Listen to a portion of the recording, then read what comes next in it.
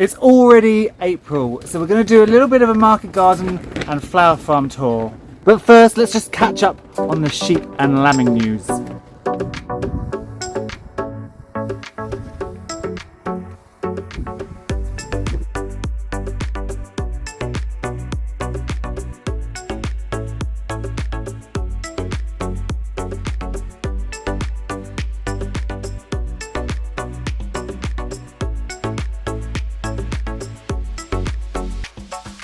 It's getting pretty empty in here. There's only one to go, which is Cotton. And you can see she's got a while to go because there's no udder. Now Connie had a little boy. So if you've been following on Instagram, you'll know Connie had a little boy. She was in here, but she is now out on the grass. Then Coco also had a little boy. And we've named him Puck, so he is hopefully going to be a little breeding ram in the future. Connie's little boy had 4 teats, so I have banded his tail and his balls because I don't want to breed 4 teats into future generations. But this little chap is really, really good. And then Tracy, who we all thought was going to go ages ago, had 3 days ago on the Sunday, had twins. There is one.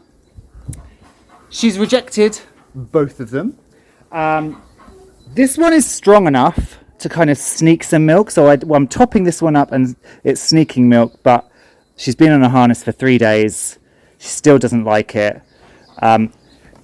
She's not actually got a vast amount of milk, despite her having quite a big udder. She really isn't letting the milk down. You can see here she's not really horrible, but she's just saying back off.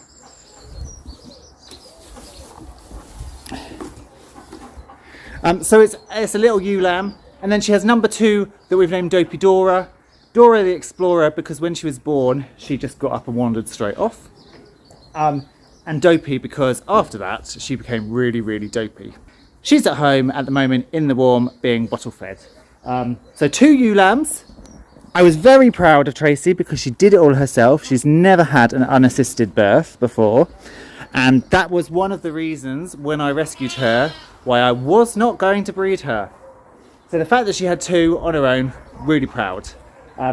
However, I think she's basically said, right, I did the birth this time, you can rear them. So I think we're going to end up bottle feeding this one as well. We'll get her back out onto grass. And then we'll just have 2 pet ewe lambs for a little bit. Now, a lot of people have asked me what's happening with Tracy's lambs because Tracy is not a pedigree and she's not a pure breed. And so her lambs are basically going to be our meat box source. They will be sold off or taken straight to the abattoir. However, she's had 2 lovely ewe lambs and they're going to be super friendly. So I may well end up actually selling them as pet sheep rather than taking them off to the abattoir, but we will see how they grow up. Well, it may be a grey and blustery day, but I have something very exciting inside here. So our grey peacock pheasant hen has laid her first clutch of the year. They're in here. Now they only lay 1 or 2 eggs per clutch, so this is very important cargo. Now last year we didn't have a lot of luck rearing pheasant chicks. We managed to get them all to hatch out. They lasted a couple of weeks and then they would all start dropping dead. So yesterday I grabbed a silky chicken that has gone broody and I dropped in a couple of old chicken eggs and just to make sure she'd sit on them, and then today we are going to swap them out with the grey peacock pheasant eggs. You can see she's broody because there's a nice big broody poo there.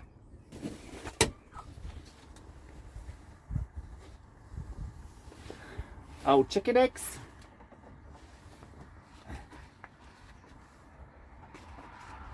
New pheasant eggs. So within any luck, in about 28 days, we may have some lovely pheasant chicks. This is the first time we've ever bred this grey peacock pheasant pair, so we don't even know if they're fertile, but let's keep our fingers crossed. Quick interjection, she ate them. I moved them under her, she sat on them, I came back later at the end of the day and she'd broken one and eaten one. She was happily sat on the other one, came back this morning, broken, eaten. So we're not going to do broody silkies, we're going to put them in the incubator. So first, a little disclaimer, I've been feeling a bit crappy. We had a really nice sunny week and I got loads done, but the weather has just been so meh that it's made me feel a bit poo. So I've basically just been trying to do 1 or 2 things per day. But now we are in April, we've really got to get moving on with some growing. Now, as you can see, the polytunnel is looking rather dishevelled. We have a little growing space here because mice were just getting everything. So all I've got is an old, I think this is an old keyboard stand, piece of corrugated tin on top, and then this keeps all my seed trays off the ground and away from voles and mice. We've got beets, 2 types of beets in here. This is more spring onions. I think there's kohlrabi in one of these and something else. And then these are lupin seeds. Obviously, I've only just put them in, so they are not really doing anything yet. Over here, we've brought the dahlias from last year out of the cabin and the office, and we put them into the poly, and you can see there are first signs of life. So they are starting from the eyes to send up the first shoots. They got quite mouldy, as you saw in previous videos, and I was worried about that destroying the roots, so I did actually pull them out of the soil. As long as I'm just looking for any eyes. Oh yeah, see this one, they can be kind of lifted out of the soil and dried out a bit because it doesn't stop the eyes sprouting. As you can see, this has got shoots coming on it. And so if you remember, these are actually the cactus type dahlias that I grew from seed last year, and just 1 year created these big tubers, and then hopefully they will grow on to become even bigger this year. Down this corner I've just got a few parsley that were overwintered, and then I massively ran out of room at home on my growing shelves because we just don't have the space. The electric sockets should be going into the cabin this week, which means I can then get some grow lights and grow shelves into the office. I think I've got a little spider here. I have. Hello, little spider.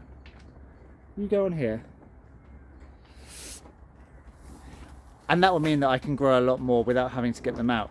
So what I did was I got some aubergines into the ground. Now they have suffered obviously because it's been cold, but what I've done, they're in the polytunnel and then they're under these, and they're doing all right. Considering it's been down to -2, they're alive. We got a bit of leaf yellowing because this is where at home they were stuck under grow lights and they just needed more potting up, but actually they're doing quite well and the new leaves are coming through. So I have started quite a few of those. I've got loads more at home, but this seems to be a good way of protecting them from the worst of the weather, and they haven't died. I haven't lost any. I just now need some hot weather so they really take off. Now what I need to do in the space is I need to finish cardboarding the whole ground and then moving up loads of compost. The compost heap is right at the other end of the market garden, and as I said, I haven't been feeling very productive, so that's kind of a big job. But this will just be a place for, we'll have all of our tomatoes, 2 lines of tomatoes on this side, 2 lines down the middle, 2 lines of tomatoes on that side, and then interplanted we've got the aubergines down there, and we'll have peppers and chilies and all of that sort of thing. So this is a job that doesn't need to be done right away because those crops that are warmer, they need to be under the grow lights first. Just outside the poly, we've just started to plant up a few plants on the bank of the pond, but that's kind of a more ornamental patch. And then finally, I have started putting together the world's craziest jigsaw puzzle. So there's a smallholder near me that's downsizing and selling up, and they had bought in the past this old commercial staging unit. They didn't know if they had all the pieces, there was no diagram of how it went together, and not all the pieces are the same height or the same length and it has been an absolute nightmare. I did try to put it together about 6 months ago when I first got it. I failed, and it has just literally been laying in pieces up here for the wind to destroy. And you know, there's some pieces that I've got no idea where these go at all. And I was trying originally to get all the holes to match up and fit into how it must have originally gone together, but it did not work. And so the other day I thought, I must get this staging up, so I'm just going to make my own holes and put it together how I think it goes together. No doubt it's wrong and there will be some pieces left over, but as you can see, this is just a fraction. This is probably about a third or maybe even a quarter of the actual complete run, and it's great. So all of these boards that we bought, came with it, they slot into these grooves, and it becomes a really sturdy frame for placing out all your seedlings and things on. Now it's really windy up here, so I did have this mesh across just to protect them from some frost, but it's blown it off. But I've got a few things growing here already. So under here we've got lettuces which need to be pricked out and grown on, spinach, beets, kale, spring onion, kale, some cornflowers, chard, turnips, which are way too closely packed together. I mean, what was I thinking when I sowed this? I obviously wasn't thinking, but I need to start pricking out and salvaging some of this mess. You can still salvage this stuff. It's quite leggy, but you can, if you prick them all out and plant them on outside, they should be fine. So that's a job that I must do this week.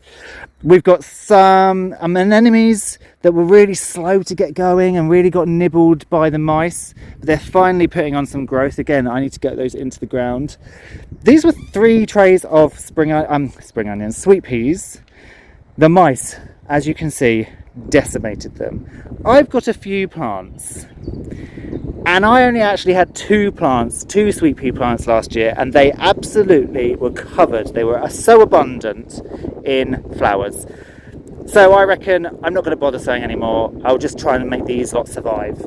And then the other day I put in some more cornflowers and my 3rd attempt at broad bean. I have failed dismally this year with broad beans. I planted some at home in little plug trays, and I took them home on purpose because I knew mice would get them. I put them outside my back door and they were fine for ages, and then mouse find them. So they ate the first bunch. The second bunch I thought then I will direct sow, and so I direct sowed them into the market garden, and I covered them in some like mesh. And I was thinking the other day, nothing's come up, so I went and dug. Every single seed's gone.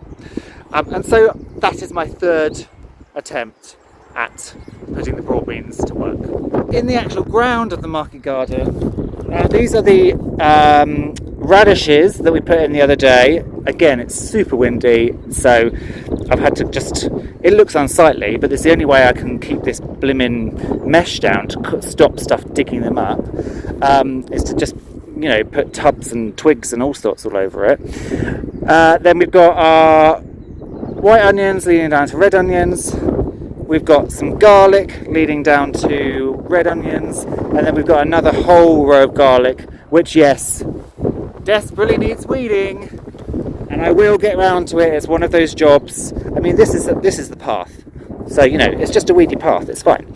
Ideally, it would look lovely, but it doesn't.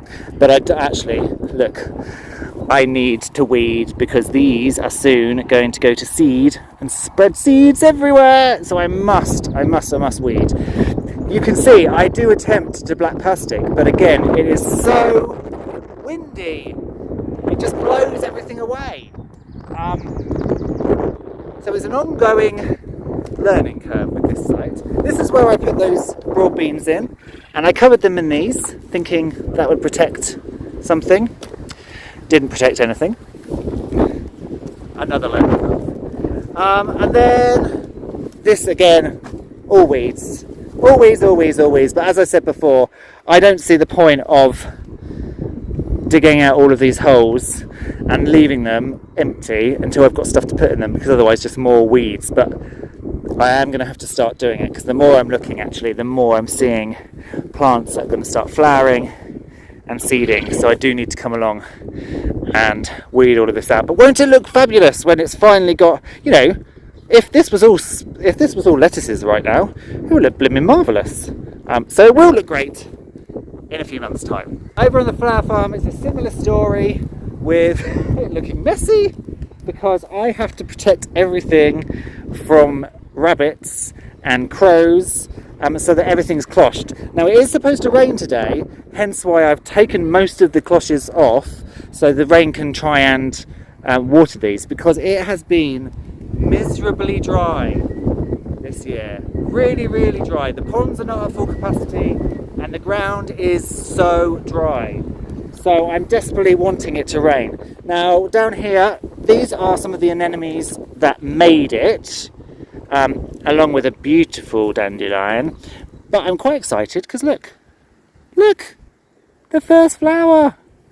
There's quite a lot of flowers on these already. Now, is this a huge anemone bed? No. However, it's the first year that I actually got them to grow, actually got some flowers. So, you know, it's a start, and then next year we'll get bigger. Our ranunculus bed is here. Again, these are the first ones that I put in, so they are looking a lot healthier than these later ones that the mice kind of got to. Again, they need to water, they need to be watered in, so they really put on some growth. However, I must say, your ranunculus can look really crap and still produce some really nice flowers, because last year my ranunculus probably looked all like this, and I still got some lovely flowers. So don't fear if they all look a bit poo. You'll probably still get some blooms. We've got some honesty down here that's transplanted really well. Over here we've got Hesperus. Now this Hesperus has been in here for a while, and this is probably the best, most healthiest looking plant here at the moment. And I think it's even starting to think about shooting up and flowering here. It's, you know, it's already getting a bit of a stem on it. And this one here, so we may have some flowers from that soon. And then this is our wallflower patch. Again, first year we've done these, and they got nibbled. They got really nibbled hard, and you can see there's quite a few. There's a massive patch in the middle there, but again, we're getting some flowers. And I have to say, with wallflower, although they are sold as biennial, in the milder climates, you know, we don't get super cold here. These probably will stay and then flower again next year. So it's worth not pulling them all out, just keeping them around, because you may get these short little stocky flowers this year, but if I leave them and they flower again next year, they'll flower earlier, and they'll also be better plants. So I'm not unhappy with how this has turned out. What I may do towards the end of the year is just dig up some of these plants and move them, so I've got a closer look together. You can see how it is. There's no rain. Where is this rain? The sky looks blimmin' lovely. Oh, what's that over there? Oh, there's a big buzzard flying over there. Now I am in slight panic mode, because the first market of the year is in 3 days' time. I have no vegetables to sell. So what I'm doing, I do have plenty of eggs. I've got quail eggs, goose eggs, duck eggs and chicken eggs. So I'm going to take a hell of a load of eggs. And the duffs have come through. So they are finally starting to open up for us. So we have these gorgeous pheasant eye ones, your big proper standard yellow. I mean, look how windy it is. Then these ones are really cute. I can't remember the name, but they're kind of a little smaller, and they work well in a bouquet because you can pair them with the bigger ones, and even though they're the same colour, they have a nice contrast in colour. And then over here we've got more beautiful yellow with there's a lovely little bee on that one. Then this is just stunning. Look at this. This is Rose of May, I think. And then this with the difference of colour. And then these, which are also really, really gorgeous. And then these absolutely vast trumpets of daffodils. And then these cute multi-headed ones.